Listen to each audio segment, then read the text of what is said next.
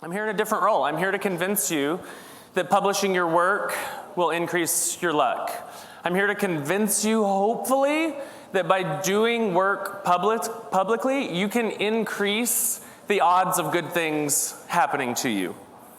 I wanted to call this the stupid little tweet that changed my life. It's kind of catchy, but it's not quite professional enough. But we are going to talk about the stupid little tweet that changed my life. Like Jake said, I'm a developer educator at PlanetScale. If you like this talk, you must buy databases from us. Those are the rules. I created a video course called MySQL for Developers that teaches full stack developers a lot about MySQL. I love databases. So you can find that at planetscale.com/MySQL, Laravel developer. And as I said earlier, I spend all of my time on Twitter, unless my coworkers are listening. I spend all of my time on Twitter. So you can find me, twitter.com/Aaron D. Francis. More important than that, and more important than anything I'm gonna say, are these two. These are my 2-year-old twins. You can tell they're twins because of how much they look alike. So these are my 2-year-old twins, and somehow, this is the next set.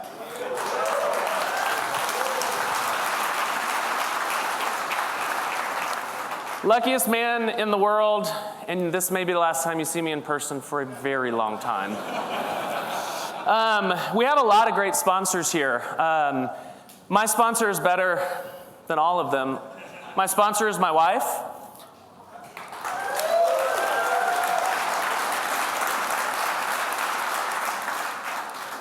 My wife is not here. My wife is a full-time stay-at-home mom. And believe me when I tell you that there is a 0.0% chance I could do this without her. She's at home with the kids. I'm here hanging out with y'all. Thank you, Jennifer, for sponsoring everything I do.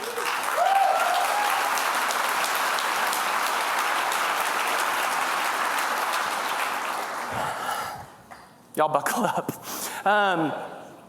Publishing your work increases your luck. We're going to break it down into 3 parts. Publishing, work, and luck, and we're actually going to start at the end and work our way back. We're going to start with luck.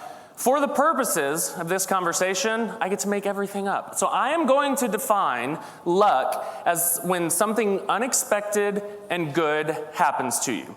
So unexpected and good. Seems reasonable enough, right? In our corner of the internet, in our little part of the world, this can manifest itself a couple different ways. Some of the common manifestations of luck in our world would be somebody reaching out to you and offering you a job. Could be someone reaching out to you and saying, hey, do you want to come on my podcast? Could be your open source library finally starts to gain some traction. Could be that you go to a conference and you make a lot of friends where historically you haven't really been connected in the community, right? These things are lucky. They're unexpected, they're good. I think there's also a third thing. They're outside of your control, right? No matter how hard you work, you cannot force someone to offer you a job. You cannot force a community to adopt your open source library, right? No matter how hard you work. That's frustrating. I don't know about you, I kind of like being in control. About to have 4 kids, so we'll see, but I like being in control. But you can't control that. But my hypothesis is, my stipulation is, that by being a person who does work publicly, you start to build a reputation for yourself. You start to build a body of work that speaks on your behalf better than any resume could, and you start to have opportunities come your direction because of that body of work. People start to associate you with that work that you've been doing publicly. People start to think, Aaron is the guy that's always talking about MySQL. We need somebody to come talk about MySQL at our company. Maybe we should hire Aaron, which is how I got my job, okay? So this is what I'm talking about, building a body of work that allows those opportunities to find you. Let's talk about work. I left this term intentionally vague. Work could be anything. That's kind of the beauty of it, is you get to decide what the work is going to look like for you. Your work is going to look different than my work is going to look different than their work, right? You get to decide what kinds of work you want to be public about. You get to decide the shape, the contents. You get to decide everything. It's totally up to you. I'm not gonna leave you high and dry though. I can't make the decision for you, but I can help you maybe figure out a few things. We're gonna look at 2 places, I think, when it comes to figuring out what is the work I'm gonna be public about. You could follow your curiosity. Where does your curiosity pull you? Where does your curiosity pull you? Where do you stay up super late working on the stuff just because you're into it? Where does your expertise compel you? Where does your expertise drive you? So we're gonna look at curiosity and expertise. We'll start with curiosity. Your curiosity can pull you into some truly wacky and bizarre and totally weird areas, and I'm going to beg you to please, please, please, please don't play it cool. We need people who are passionately curious. We need people who are excited, and we need people who are positively tickled about the ridiculous things that they're working on. We need those people. We have enough people in the world, and especially on the internet, we have enough people who are playing it cool. We have enough people that can't be bothered. We've got enough people that are unimpressed by everything. What I want to see is the flourishing of the curious, the happy, the excited, the passionate person who is out there doing their thing. People play it cool because they think being cool is a virtue. Being cool is not a virtue. Patience is a virtue. Being cool, not a virtue. We've got enough of those. We need you to be curious and passionate.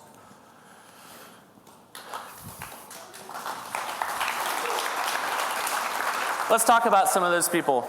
Andrew, friend of the community, is here somewhere. And here he is right here. I actually didn't know he was going to be here. He doesn't know this is coming. Andrew is in the Laravel community, like I just said, and he's got some open source packages, and he was having some trouble staying on top of his GitHub issues, which cast no stones, because who among us, right? So being the clever fellow that he is, he thought, what if I did something fun? What if I bought a thermal receipt printer like they have at restaurants? Order up, the ticket comes out. What if I bought that and I hooked it up to the GitHub API, and now every time a new ticket or new issue comes in, order up and a ticket comes out. So now he's got this thermal receipt printer, and not only is it a thermal receipt printer, it's a developer's thermal receipt printer, right? So here's the deal. I love this. You know who else loved this? Literally everybody. Everybody loved this. Talk to him about it later. He put it on Twitter. Unbelievable numbers. Went to Hacker News, sat at the top of Hacker News, and people were nice. That tells you how much people loved it. He had a curiosity. He followed it through. It's ridiculous, and I love it to death. Let's talk about Steve. Steve is not here, I hope. I don't know Steve. I've never met Steve. I don't know Steve at all. Steve doesn't know me. Steve is working on a open source SVG, whatever. I don't need the thing that Steve is building. I don't need it. I don't need an SVG editing tool. I follow Steve because Steve loves the thing he's doing. Steve is curious about the project that he is working on, and Steve is excited about it. Steve is always posting videos of weird edge cases. He's posting videos of these insane performance optimizations, and I'm following along happily, and I have no use for the thing that he's doing. Not too long ago, Steve tweeted this: I'm taking the rest of the year off to work on TL Draw, which is his thing, full time. Turns out there's a lot of enthusiasm for an open source hackable SV, whatever, right? I don't use it. Turns out there's a lot of enthusiasm. Maybe. Not a part of the community, maybe there is a lot of enthusiasm. Here's my read on the Steve situation as an outsider. There's a lot of enthusiasm because Steve's enthusiastic. People are following Steve and getting excited because Steve is excited, and he's not afraid to show it. Steve is not afraid to be too cool. Steve is excited, and he's got this whole group of people around him now who are excited, me included. I'm up here talking about Steve and how great he is. I've never opened the tool. I have no idea what it does. I'm sure it's wonderful. Outside of work can be a good place to explore curiosity, free time, nights and weekends, whatever. Inside of work can be a great place to dive deeper into your expertise. We need people who are curious. We need deep, deep experts. And a lot of times, those are the same people. It's the same people that get to the deep level of expertise because they are passionately curious. It is likely that within the scope of your job, you are solving interesting problems. We're developers, we do interesting things, and if anyone says we don't, they have no idea what we do. It is likely you're doing interesting things, right? This is your opportunity to repurpose, repackage, remix, reuse all of the things that you're learning at work. Yes, for the benefit of the community, absolutely. But also to build that public body of work such that opportunities start to find you. And I know that you're thinking, I can't share the stuff I'm working on at work. Granted, understood. I would say you can't share everything you're doing at work. That doesn't mean you can't share anything, right? So if you're learning things at work, I would not recommend exposing your proprietary code base to the internet. I would recommend taking those learnings that you have learned from your hard, deep work and turning that into a conference talk or a blog post or a video or an open source package, right? You are learning things at work. Reuse that. Dive deep into your expertise. We're going to talk about me for this one. This is easy. I don't have to memorize anything. I just remember everything. Okay, we're going to talk about me for this example. I told you early on that I was always droning on and on about MySQL. That is still true. There was a time when I thought, I'm pretty good at MySQL. I'm not very good. I'm not Tobias Petrie good. I'm not Kai good. There are people in this developer community that are very good. I'm not very good. And so I bought a bunch of books. I bought a bunch of MySQL books. They're interesting. Talk to me about it later. I bought a bunch of MySQL books, and I printed out the MySQL documentation, and I read it because I wanted to know more. I was curious, and I was diving into that expertise, that thing that I needed at work. I was diving into it. I was reading this one book, and I came across this paragraph about a performance optimization technique for paginating large tables using limit offset. Oh, quiet down, everybody. I'll tell you about it later. Everybody's going crazy. I found it really interesting. And so I learned everything I could about this performance optimization technique from a book that was written in 2004. Still works. So I learned everything I could. I put it together into a blog post, 3,000 words. 3,000 words on something that doesn't super matter. And I posted this. This weekend I wrote 3,000 words. Yada, yada, yada. This is still one of the highest, maybe the highest blog post on my site. This did extremely well on Twitter. This also sat at the top of Hacker News. This is just something I was super into. Pagination, minuscule part of application development. I found it really interesting. So I wrote this. Now, getting points on the internet. Let's talk about getting points on the internet. Getting points on the internet doesn't matter, right? So you're thinking, great, I get points that are fake in places that don't matter. Why is this helpful? Tweets sitting on top of Hacker News is good signal. That helps me know, like, oh, people are resonating with this. Vanity of vanities if I'm optimizing to get fake internet points, right? Waste of my time, waste of my life. I'm not optimizing to get fake internet points. I'm optimizing for opportunities to find me. Somebody sent it to somebody, sent it to somebody, sent it to somebody, ended up on Hacker News, sent it to somebody. I get this DM. If you can't see the database hat, then you don't know the name. Sam Lambert is the CEO of PlanetScale. And he sent me a DM and was like, can we chat sometime? August 2022. We chatted and I worked there, right? This is what happens. I can't make Sam I can't make Sam hire me, but I can put some stuff out there and see what happens. There is likely a group of people here right now thinking, that sounds really nice. That sounds really nice, but I have nothing to say. Like, I buy your strategy, I just don't have anything to say. Okay, I think there are two things that could be true about you. The first thing is, it is possible that you have trained yourself to think that anything that you do is not valuable. Anything that you have to say is not worth saying. And anything that you know, everybody else already knows. The stuff that other people do, valuable, interesting, worth sharing. The stuff that I do, not valuable. You might have trained yourself to believe that. I'm going to challenge you.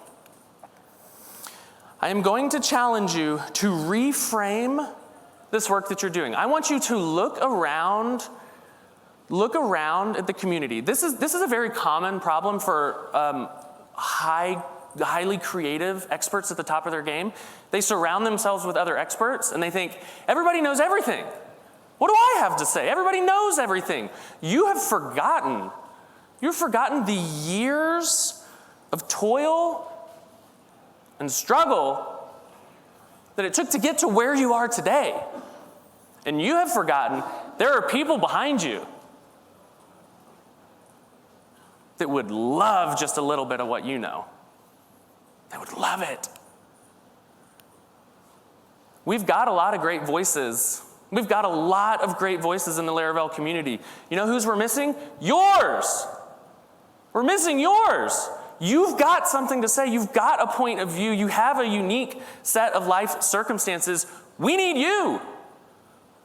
There are people that want to be you. Let's bring them along. There's a second thing that could be true. You may really, really want to be doing the work, but you just can't get started. You just can't get started. And to you, I would say that anything worth doing is worth doing badly. Anything worth doing is worth doing badly. You're never going to come up with the perfect blog post, the perfect article, the perfect YouTube video by standing still. You're never going to start the perfect SaaS business, to Ben's point, by standing still. You got to get in the game. Anything worth doing is worth doing badly. Do a bad first version. If I know anything about us, you're not going to stay there. Do a bad first version. That progress is going to lead to progress. Motion's going to lead to motion. Action's going to lead to action. You're in the game. It is really intimidating to do something huge and perfect out of the gate. It's not very intimidating to do something small and terrible. I could have anyone shout out a thing, and I could do a terrible job of it right here. But I'm in the game. What did you say? I'm actually a good juggler. You're in the game, right? So if your problem is, man, I just think that I could build this perfect thing. Laravel's on version 10. Get in the game. Iterate. You can do this. Seems like work should be the hard part, right? So we're going to talk about publishing now. You get to decide what work means. I don't know what you do. I don't know what you want to do. You get to decide. Curiosity, expertise, I trust you'll figure it out. Publishing, you get to decide. You get to decide what publishing means to you. To me, publishing means spending a lot of time on Twitter, writing a lot of blog posts, making a lot of YouTube videos. That's what publishing means to me. I know that Twitter is sometimes terrible and is probably dead tomorrow. I'm going down with the ship. If you don't like Twitter, don't hang out on Twitter. Here's my rule for publishing. It can be anywhere. It can be your blog. It can be the Laravel News blog. They always need content. It can be your newsletter. It can be a podcast. It can be anything that's not your hard drive. When you publish to your hard drive, that's called saving a file, and that doesn't count. So it can be anywhere. It seems like this should be the easy part, right? You did all the hard work, like the coding, the designing, the doing the video.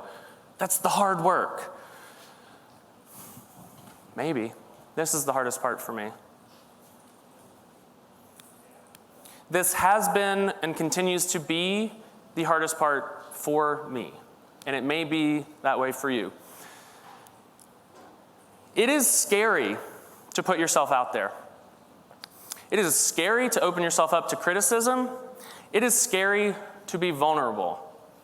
It is scary to do all of that on the internet. The internet can be a cold, mean, and horrible place. It can be a place of delight and connection, or it can be cold, mean, and horrible, and you never know which one you're going to get. You never know. So what do we do? What do we do with the fear of putting yourself out there, of being vulnerable, of exposing yourself to criticism? What do we do? Here's what I'm not going to tell you to do. I'm not going to tell you to get over it. I'm not going to tell you to just get over it. I don't know if that's possible. I don't think it's helpful. And I don't know if it's healthy. I don't know if it's healthy to have this strong emotion and say, no, I'm just gonna use my powerful brain to act as if this emotion doesn't exist. I don't know. That doesn't work for me. So I can't just get over it. Now, if there are parts of this talk that I can't do for you, boy, is this one of them. Can't decide work, can't decide publishing, can't tell you how to get over your fear. What I can do is tell you a little bit of my story, what happened for me. Buckle up. About 2 years ago, the thing that I was most afraid of in the world was what other people thought of me. I was so afraid of what other people thought of me that I never published anything. To be more specific and more vulnerable, I did not want people to laugh at me. I didn't want to be embarrassed. I did not want to be embarrassed. That was my greatest fear.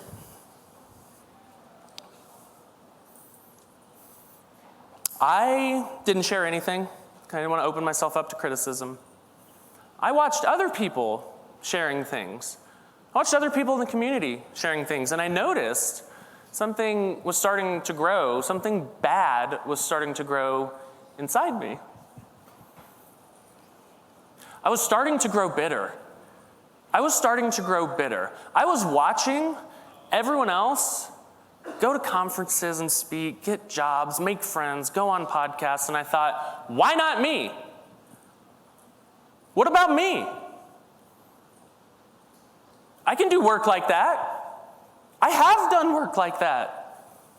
What about me? Obvious. The answer is obvious. My fear was keeping me on the sidelines. I wasn't putting myself out there, and nobody knew. Right? So I realized, I was thinking about it. I had come to the realization that I was growing bitter, and I had come to the realization of why things were happening for other people. And I remember, it's clear as day, I remember where I was sitting, I remember who I was talking to, I remember which direction the wind was blowing, and I remember that it struck me. And I knew that I had two options. This bitterness was growing inside of me because other people were getting things that I wanted. And I knew that I had two options. There were two paths forward, and I had to choose one of them. I could lean into my fear. I could lean into my fear and never publish anything. And I knew that I would reach the end of my career with my ego fully intact. Nobody ever laughed at me. I knew that I would reach the end of my career bitter and full of regret for things I had been too scared to try.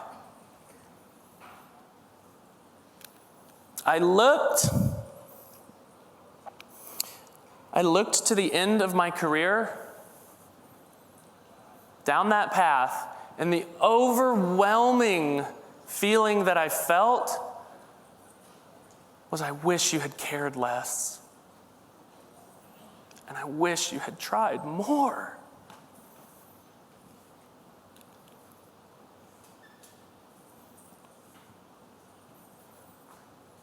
That day, switch flipped. There was a new reality, there was a new fear that made my old thing disappear. Being laughed at on the internet, not so bad compared to dying full of regret.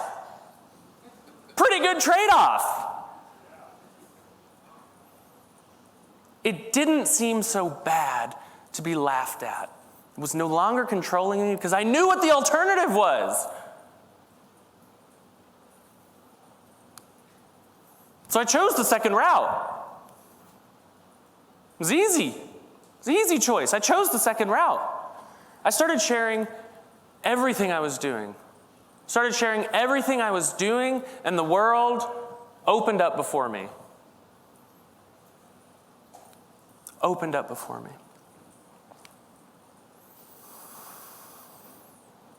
It took work to let go of that fear. It took work to let go of that. As I started to let go of the fear of what other people thought of me, I started to think about other people more. I was so concerned with what other people thought of me that I wasn't thinking, how can I help these other people? How can I be the hype man that I wish I had had along the way?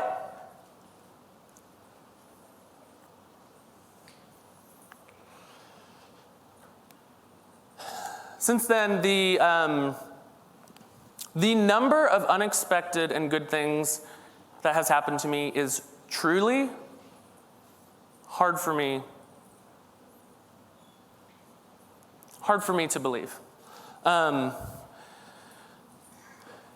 of 2021, some dumb little tweet. I'm going to show it to you.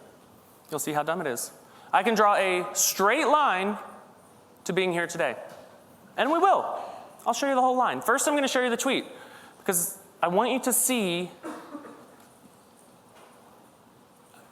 I want you to see it. This is a reply. This is a reply to Jonathan Rennick about getting inertia SSR running on Vapor. I wrote this tweet and I looked at it and thought, that's a good tweet. Very good job, Aaron.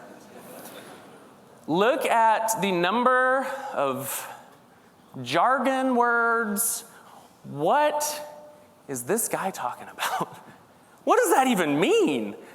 So I replied to him and I thought, good tweet, Aaron, this is very good. I was so into this expertise rabbit hole that I thought, oh, he knows what I'm talking about. You know what his response was? What does this mean? I have no idea what this means, but maybe you can help us. I've got no idea what you're talking about, man. That's awesome, good tweet. What does it say? Can you help us? And I realized, hang on, maybe I know some things because of my curiosity in the areas that I've delved into my expertise. Maybe I know some things that aren't yet known by everyone. And it took me putting myself out there and saying, hey, this is cool, to realize, wait, I can help here. After that, I started working on a package for Laravel called Sidecar. Sidecar is that tweet, but in code form.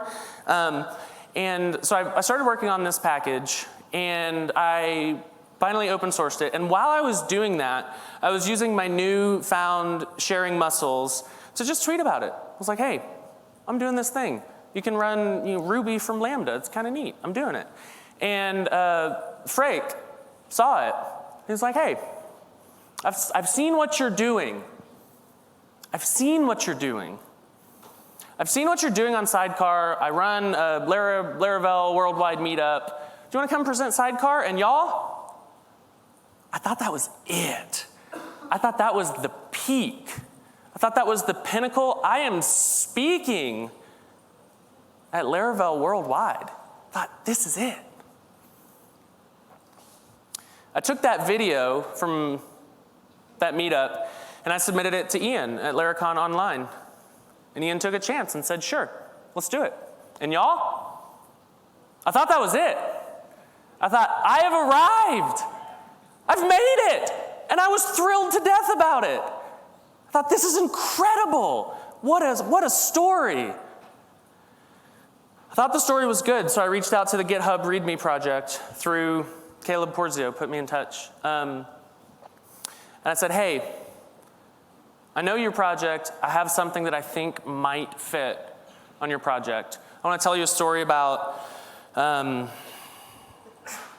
letting go of my fears, embracing working in public, and there's this nice open source thread that runs through it. It'd be great for GitHub. And they said, sure, great, let's do it. Thought I had made it.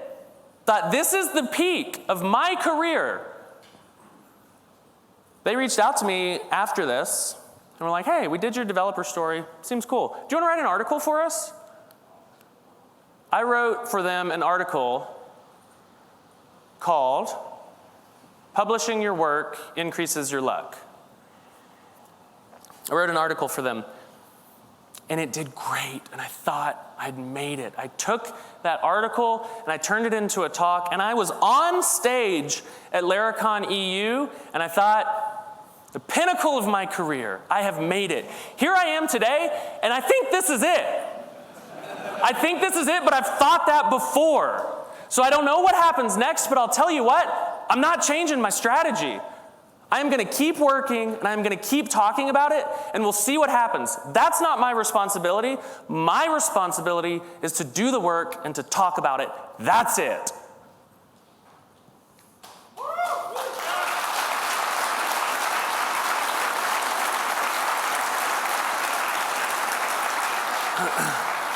It's nice to put up a timeline of all your wins. It's nice to put up a timeline of a couple of years and be like, look at all the wins. We do not have time to talk about all the losses. We have time to talk about the wins. We do not have time to talk about all the losses. We have time to talk about this one. This is me at GitHub Universe, looking very compelling, pointing at people. Love to point at people. This is me at GitHub Universe. Love this picture. Very cool, same jeans. This is my Twitter header. Love it. Makes me look really professional, right? Good picture. Must be smart. There's something you need to know about this picture. That's not the full picture, literally.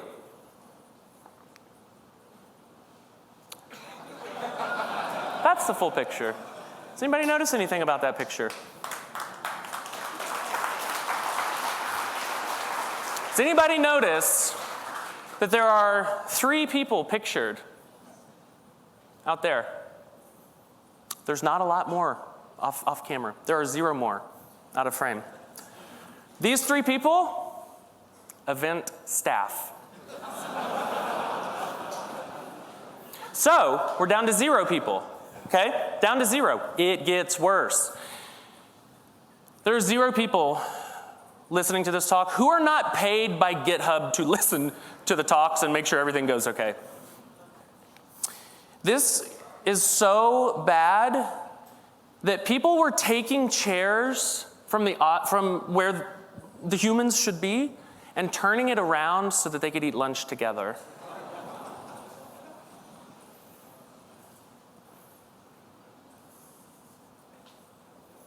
Imagine telling your friends, telling your family, telling your parents, telling your wife's parents,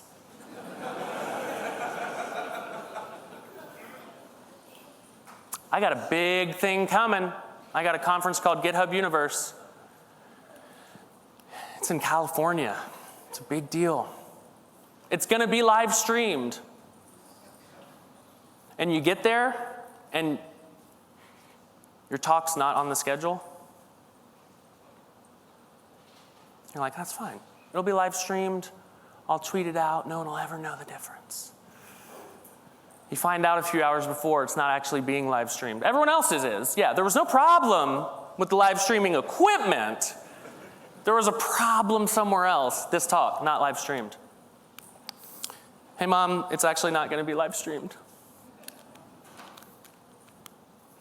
Hey, Jennifer, tell your parents it's not going to be live streamed. We'll get a recording later. Imagine giving this talk that you've just heard to nobody. Imagine giving it to nobody, but there are people listening, but they're not part of your talk, and they're like, what is going on with this guy? Most embarrassing thing that ever happened. I'm standing beside the stage, and the AV guy calls me up. Please welcome to the stage, Aaron Francis. I'm like, who are you talking to? It's just me, man. I wish the earth had opened and swallowed me whole. This is going to happen to you. People aren't going to read your blog posts. People aren't going to watch your videos. This is going to happen to you. This is not your responsibility. Your responsibility is to do the work and tell people, if this happens, not your problem. It sucks, but this is not your responsibility. You do the work, you put it out there, and nothing happens. You did your job. You got to keep going. You've got to keep going. This remains my Twitter header. I'm not shy about telling the story. It makes me look good, but I'm not shy about telling y'all the story. This is a shared secret. When you publish your blog post and nobody cares, when you upload your YouTube video and you get 4 views, I've been there, man. I've been there, and it sucks, and you gotta keep going. Your responsibility is to do the work. Your responsibility is to try really hard. And see what happens. You can always look at this Twitter header until I change it. You can always look at this and remember, oh man, doesn't always work. Doesn't always work. The formula is very simple. You got to do things, you got to tell people. That's the formula. It's simple. You get to decide what you do. You get to decide who you tell. It's simple, it's straightforward, it's not easy. It's scary. Scary to put yourself out there, scary to open yourself up to criticism, scary to be vulnerable. I encourage you, investigate that fear. Investigate that fear and decide if it's worth hanging on to. I don't know you. You got to do that yourself. For me, wasn't worth keeping around. Don't know about you.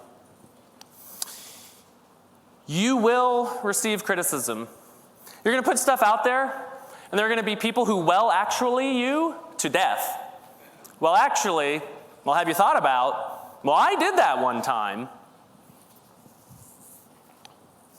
It's going to happen.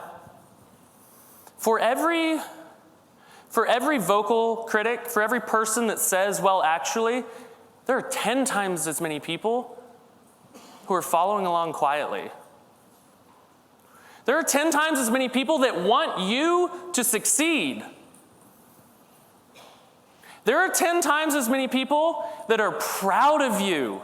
Yes, for the work you're doing, sure, but for your bravery to put yourself out there. There are people on your team. And one day, one of those people that's been quietly following along, it's been proud of you the whole time, one day, one of them is going to reach out with a potentially life-changing opportunity. And you're going to think, wow, that was lucky. That was really lucky. Thank you.